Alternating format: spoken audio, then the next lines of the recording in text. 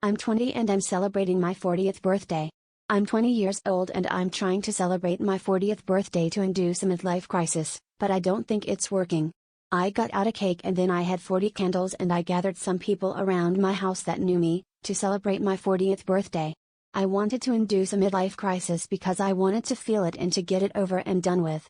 Everyone was in the room could see the cake with 40 candles and celebration decorations which said 40 and nor 20. This was really important for me and I wanted this to happen. Then as everyone was saying happy birthday to me and singing about how I was 40 years old, one guy called Steven accidentally spoke out the number 20.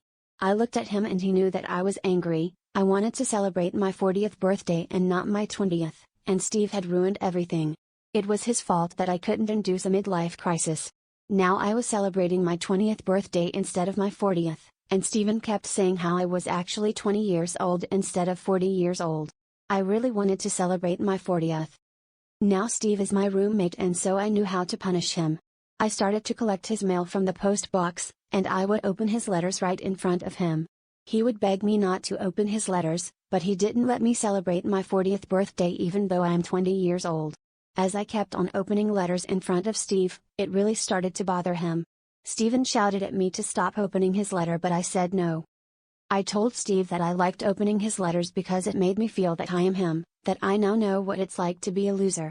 Steve was really hurt by this and I forced him to come to my next birthday, and I was going to celebrate my 40th birthday again even though I was 21. Everyone I knew was at my 40th birthday and I managed to induce a midlife crisis.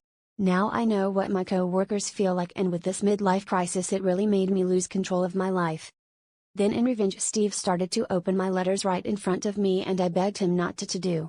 Steve said no because whenever he opens my letters, it makes him feel like he is me, and that he now knows what a 40-year-old guy's going through a midlife crisis feels like.